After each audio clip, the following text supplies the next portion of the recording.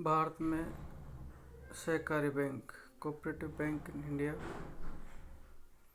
का हम आज एक लेक्चर तैयार करेंगे। मैं डॉक्टर ओम प्रकाश मीना, SPN केस government PG college Dausa, subject EFM।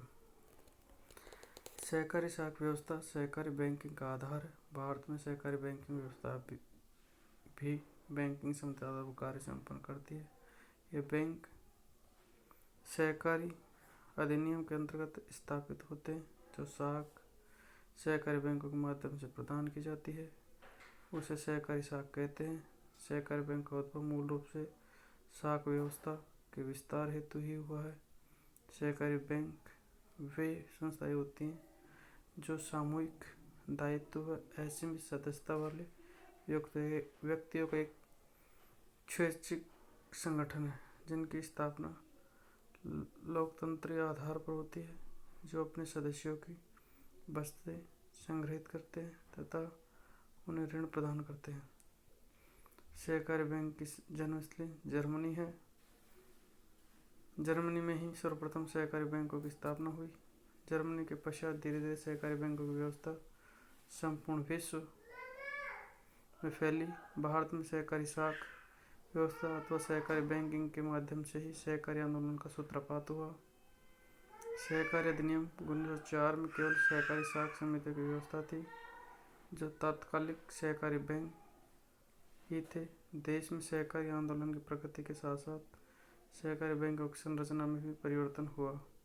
समय समय पर सहकारिता के संबंध में संगठित समितियों ने सहकारी शाखा संरचना को एक निश्चित स्वरूप प्रदान किया। सहकारी समितियों अथवा सहकारी बैंकों की पिरामिड आकार की संरचना विकसित हुई, जिसमें राज्य सहकारी बैंक, केंद्रीय सहकारी बैंक और प्राथमिक कृषि और शाखा समितियां। तो इसमें राज्य स्तर पर, जिला स्तर पर, ग्राम स्तर पर इनको बनाया गया।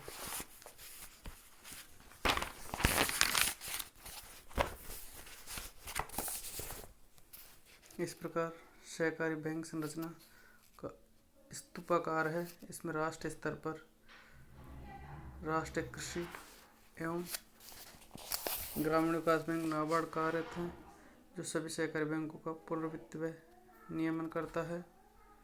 नाबार्ड के पश्चात आवश्यकता के आधार पर 2 शीर्ष बैंक कार्य करते हैं।